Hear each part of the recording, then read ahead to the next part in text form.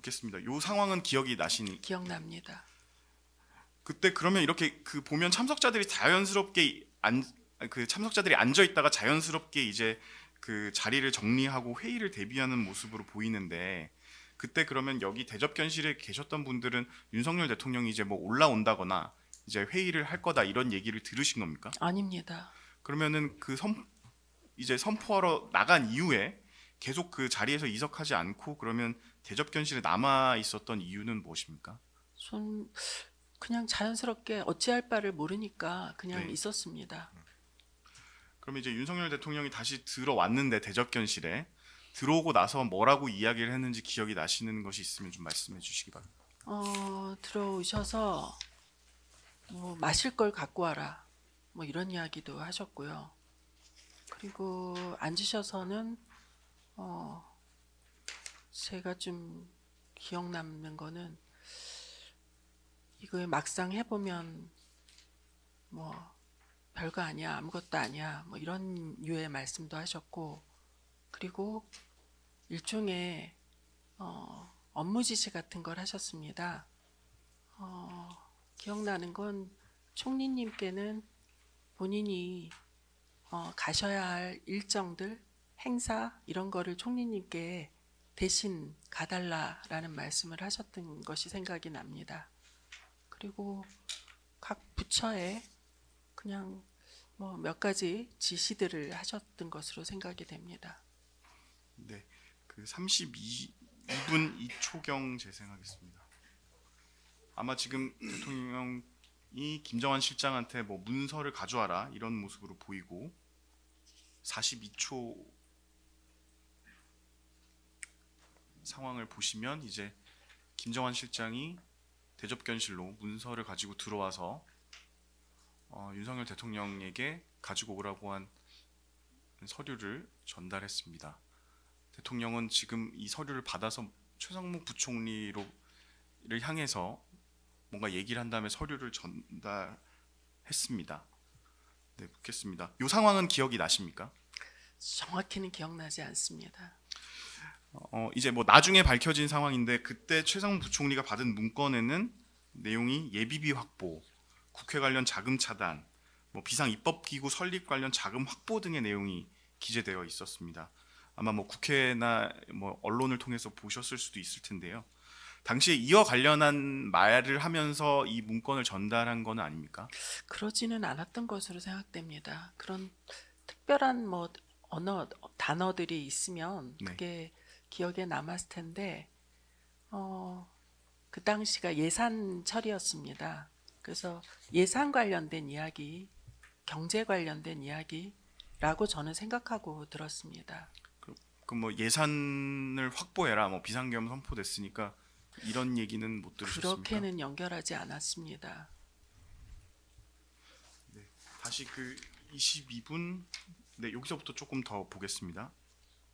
이상민 장관 쪽을 한번 봐주십시오. 지금 대통령이 이상민 장관을 보고 이상민 장관도 이렇게 대통령에서 고개를 내밀면서 뭔가 얘기를 하는 모습입니다. 이 장면은 기억나십니까? 그러니까 대통령이 오셔서 총리께는 일정 부탁을 하셨고 부총리한테는 경제 관련된 예산과 경제 관련된 이야기를 하셨고 행안부에도 뭐 또 관련된 이야기를 하셨는데, 저는 그것이 이제 부처에서 해야 할 주요 미션들에 대해서 이야기를 하시는 걸로 생각됐기 때문에 그 뭐 특별한 이야기라기보다는 뭐 질서 유지 뭐 이런 것이 아니었었나라고 생각이 됩니다. 근데 사실 정확한 그 언어들은 기억이 나지는 않습니다.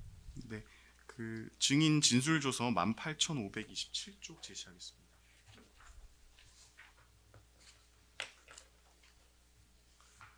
그때 그 상황에 대해서 그 특검에서 조사를 받으실 때 지금 보시면 그 두 번째 답, 세 번째 줄에 보시면 지금 생각해 보니 경찰에 대한 말씀을 하셨던 것이 기억이 나네요. 이렇게 네. 말씀하셨는데 경찰에 대한 말을 질서 유지와 관련된 것이 아니었나 싶어서요. 그러면 예. 이상민 장관한테 대통령이 비상계엄이 선포되었으니 경찰을 통해 치안 유지를 잘하라 이런 취지의 말씀을 하셨던 것 같습니다. 이렇게 예, 진술하셨는데 예. 이게 맞습니까? 예, 저는 그냥 일반적인 행안부 소관 사항에 대해서 지시하셨던 것으로 그렇게 생각을 하였습니다. 네, 30이랑 묻겠습니다. 그러면 당시 상황으로 볼 때 윤석열 대통령이 이제 비상계엄 선포에 따른 지시 사항을 국무위원들하고 참모들에게 하다라는 것으로 보이는데 맞습니까? 그렇게 저는 근데 그렇게 꼼꼼한 뭐 지시사항이라기보다는 그 계엄을 선포하고 제가 너무 순진한지 모르겠지만 너무 선포하고 오셔서 그냥 각 부처에서 소관 업무 중심으로 뭐 이렇게 해라 이 정도의 이야기를 하셨던 것으로 생각이 됩니다. 그러면 증인한테는 어떤 말씀을 하셨습니까? 저한테는 거의 끄트머리쯤에 농식품부는 그 물가 관리 잘해라라는 말씀을 농산물 물가 관리 이야기하셨습니다. 문건을 주는 건 없었습니까? 없습니다. 그 이제 비상계엄 선포 전후로 그 윤석열이 비상계엄과 관련해서 이게 경고성 비상계엄이다 아니면 일시적으로 하는 거다 이런 취지로 말을 한 적이 있습니까? 기억나지 않습니다. 네, 계속 질문하시죠. 네. 네, 그 증인 진술조서 18,528쪽 제시하겠습니다.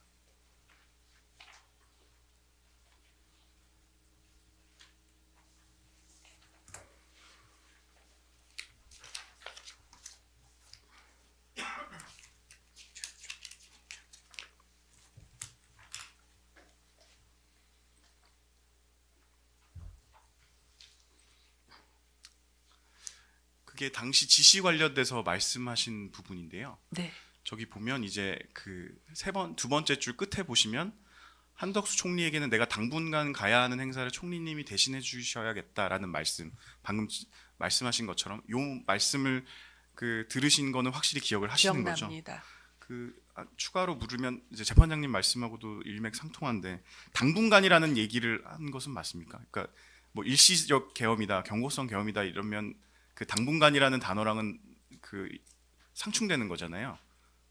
근데 뭐 네. 이게 곧 일회성이다 뭐 이런 말씀은 없었다는 거죠. 예, 일회성이라는 말씀은 없으셨고요. 네. 그러니까 당시에 몇 가지 그 닥쳐 있는 뭔가 일정도 있으셨던 것 같아요. 한두 개 예시를 하셨던 것도 같은데요. 그 행사를 총리님이 대신 가주셔야 되겠다라는 취지의 말씀을 하셨던 걸로 기억합니다. 그때 그러면 그렇게 얘기를 대통령이 피고인에게 당분간 내가 가야 하는 행사를 좀 대신 가달라, 참석해 달라라고 했을 때 피고인은 뭐라고 답변을 하던가요? 총리님이 네 이렇게 말씀하셨던 것으로 기억합니다. 뭐 그 외 다른 예, 이야기는 기억이 특별한 나시는 게 말씀은 없으십니까? 예.